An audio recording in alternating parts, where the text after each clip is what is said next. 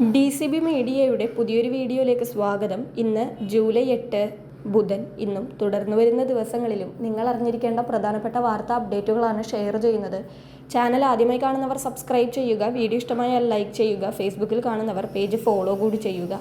ആദ്യത്തെ അറിയിപ്പ്, സംസ്ഥാനത്തു നിന്നും അതിശക്തമായ മഴയ്ക്ക് സാധ്യതയുണ്ട്. മധ്യ വടക്കൻ കേരളത്തിൽ ശക്തമായ മഴയുണ്ടാകുമെന്നാണ് കാലാവസ്ഥാ മുന്നറിയിപ്പ്. 11 ജില്ലകളിൽ യെല്ലോ അലേർട്ട് പുറപ്പെടുവിച്ചിട്ടുണ്ട്.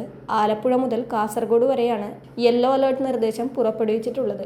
ഇടിമിന്നലിനും മണിക്കൂറിൽ 40 മുതൽ 50 കിലോമീറ്റർ വരെ വേഗതയിൽ ശക്തമായ കാറ്റിനും സാധ്യതയുണ്ടെന്ന് കേന്ദ്ര കാലാവസ്ഥാ വകുപ്പ് അറിയിച്ചിട്ടുണ്ട്. അടുത്ത അറിയിപ്പ്, സംസ്ഥാനത്ത് സ്വർണ്ണവില വീണ്ടും കുറഞ്ഞിരിക്കുകയാണ്. പവന് ഒറ്റയടിക്ക് 560 രൂപയാണ് കുറഞ്ഞത്. 1,05,960 രൂപയാണ് ഒരു പവൻ സ്വർണത്തിന്റെ ഇന്നത്തെ വില.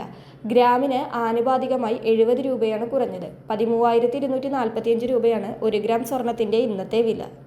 അടുത്ത അറിയിപ്പ്, സംസ്ഥാന സർക്കാർ നടപ്പിലാക്കിയ പ്രിയദർശിനി പദ്ധതി സ്വകാര്യ ബസ് മേഖലയെ പൂർണ്ണ തകർച്ചയിലേക്ക് തള്ളിവിട്ടതായി ആരോപിച്ച് പ്രൈവറ്റ് ബസ് ഓപ്പറേറ്റേഴ്സ് അസോസിയേഷൻ സംസ്ഥാനത്തെ 4 പ്രധാന ജില്ലകളിൽ ഇന്ന് പണിമുടക്ക് പ്രഖ്യാപിച്ചിട്ടുണ്ട്.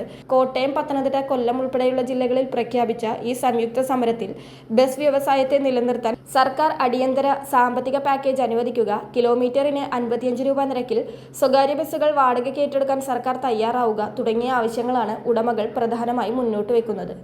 അടുത്തറിയിപ്പ്, സംസ്ഥാനത്തെ റേഷൻ കാർഡ് ഉടമകളെ സംബന്ധിച്ചുള്ളതാണ്. നിലവിലുള്ള APL നീല വെള്ള കാർഡുകളിൽ നിന്നും മുൻഗണനാ വിഭാഗമായ BPL പിങ്ക് കാർഡിലേക്ക് മാറാൻ ആഗ്രഹിക്കുന്നവർക്ക് ജൂലൈ മാസം 17-ാം തീയതി വരെ അപേക്ഷ സമർപ്പിക്കാവുന്നതാണ്. BPL കാർഡിന് അർഹതയുള്ള എല്ലാ മാനദണ്ഡങ്ങളും പാലിക്കുന്ന കുടുംബങ്ങൾക്ക് ഈ സുവർണ അവസരം പ്രയോജനപ്പെടുത്താം. ഇതിനായി അപേക്ഷകർ നിലവിലുള്ള റേഷൻ കാർഡ്, വരുമാന സർട്ടിഫിക്കറ്റ്, BPL അർഹത തെളിയിക്കുന്ന സർട്ടിഫിക്കറ്റ് കൂടാതെ മറ്റ് മുൻഗണനകൾ വ്യക്തമാക്കുന്ന ആവശ്യമായ രേഖകൾ എന്നിവ സഹിതം ഓൺലൈൻ സർവീസ് സെന്ററുകൾ വഴി അപേക്ഷ സമർപ്പിക്കേണ്ടതാണ്.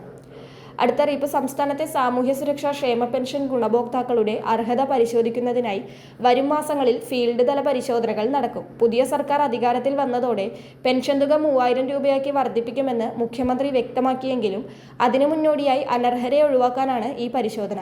2000 സ്ക്വയർ ഫീറ്റിന് മുകളിലുള്ള വീട്, എയർ കണ്ടീഷണർ തുടങ്ങിയ ആധുനിക സൗകര്യങ്ങളുള്ളവർക്ക് മുൻപ് പെൻഷൻ മുടങ്ങിയിരുന്നുവെങ്കിൽ ഇനി അത്തരം കാരണങ്ങളാൽ പാവപ്പെട്ടവരുടെ പെൻഷൻ മുടങ്ങില്ലെന്ന് മുഖ്യമന്ത്രി നിയമസഭയിൽ ഉറപ്പു നൽകിയിട്ടുണ്ട്. കൂടാതെ ജൂലൈ മാസത്തെ പെൻഷൻ വിതരണം ജൂലൈ 23-ന് ശേഷം അക്കൗണ്ടുകൾ വഴിയും തുടർന്ന് നേരിട്ടും വിതരണം ചെയ്യുമെന്ന അറിയിപ്പുകളും എത്തുന്നുണ്ട്. വളരെ പ്രധാനപ്പെട്ട ഈ വാർത്താ അപ്ഡേറ്റുകൾ മറ്റുള്ളവർക്ക് കൂടി ഷെയർ ചെയ്യുക.